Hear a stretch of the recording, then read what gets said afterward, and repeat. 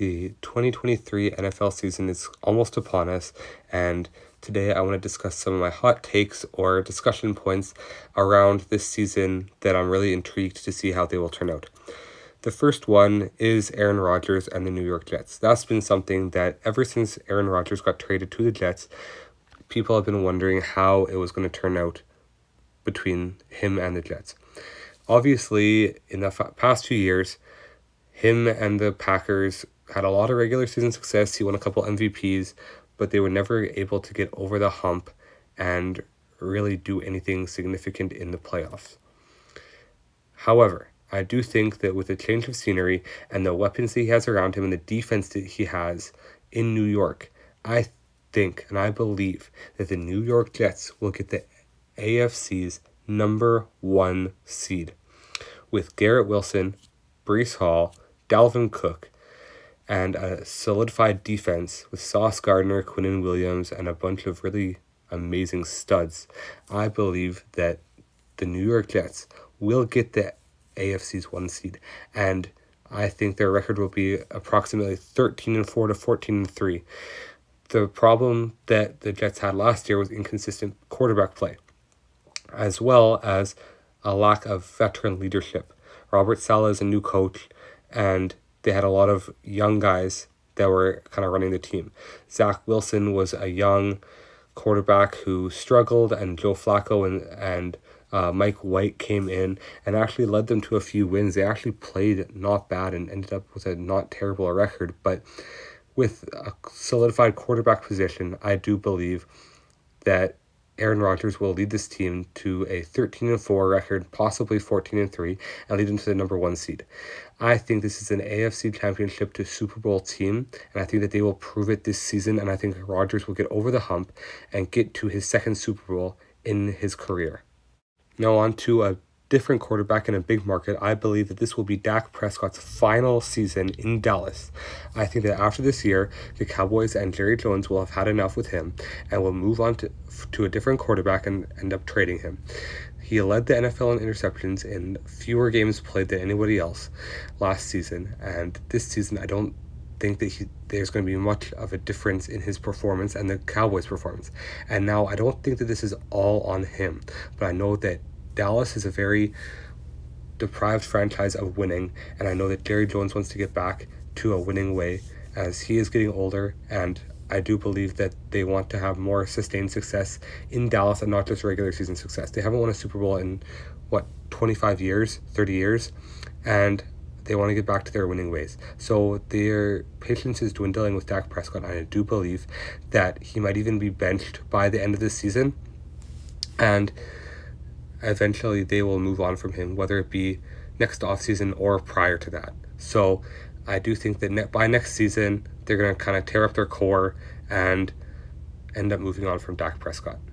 Now I kind of have 2 hot takes in one, and that is that Justin Jefferson will be the first non-quarterback MVP to win the award since Adrian Peterson in 2012, and he will also become the first 2,000-yard wide receiver in NFL history. I think he is aided by the extra game that we have now in the NFL, but I do think that he will become the first 2,000-yard receiver, which is still an incredible accomplishment, and I would love to see this happen just because the quarterback position has won so many MVPs and it's been dominated by quarterbacks, and I would love to see a different position win an MVP award, and I think that Justin Jefferson has the best chance to do so, and I don't think it's actually that far out of the realm of possibilities.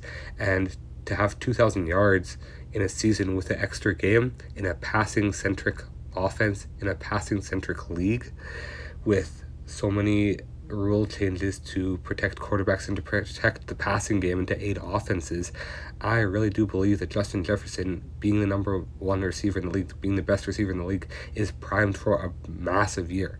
And I could definitely see him setting this record and becoming the first non-quarterback MVP since 2012.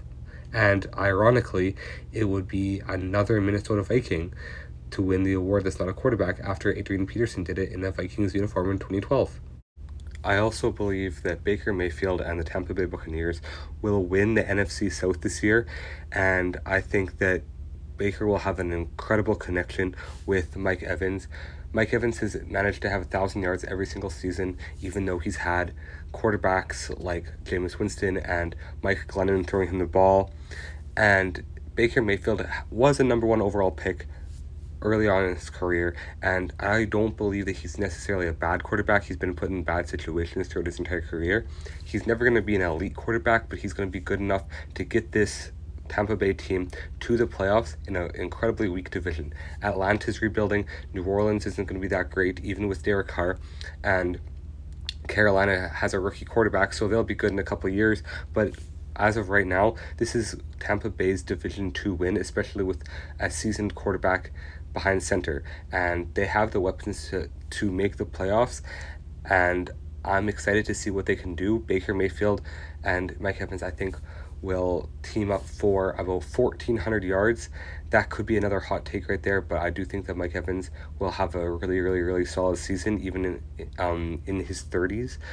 But I think he could have 1,400 yards and 10 to 12 touchdowns. So he's someone I would definitely target in fantasy football, especially because I don't think he's going to be as highly valued in fantasy football drafts. So I'm really looking forward to seeing what Tampa Bay can do this year. Their defense is up in the air to me right now. I don't know how their defense will perform, but I do believe that their offense will be fairly all right at the very minimum. And in this NFC South, that should be enough for them to get into the playoffs as the number 1 seed in the NFC South. Going to another quarterback, I think that Anthony Richardson will easily win a Rookie of the Year this year over Bryce Young and CJ Stroud and even Bijan Robinson. He has the targets to make this happen, and I think that he has the most raw talent in this entire draft. The other guys in the draft, CJ Stroud, Bryce Young, might have that refined talent, but as Anthony Richardson works with NFL coaches, that raw talent, that raw athleticism, and the football smarts that he does have will translate to the NFL, and I think that he'll be able to extend a lot of plays even with a subpar O-line, and because of that, he'll be able to make some plays. And another thing that always helps a rookie quarterback is a good running game, and if the Colts end up bringing back Jonathan Taylor is a top 3 to 5 running back in the NFL when healthy. So that'll obviously help. And then Michael Pittman Jr. is an absolute monster, and it will help Anthony Richardson a lot as a security blanket on across the middle throws, and will help him to relegate a lot of those rookie mistake throws that lots of rookies tend to make. So I think that Anthony Richardson will be the best quarterback in this draft class. Thank you all for watching. God bless you all. I hope you all have an amazing day. Let me know any other hot takes you have down in the comments below, and let me know what you think of my hot takes down below in the comments as well. Make sure to like, comment, and subscribe to the channel, as I'm trying to hit 100 subscribers by the end of September, and I'm trying to hit 1,000 subscribers by June of next year. So God bless you all. Thank you all for watching.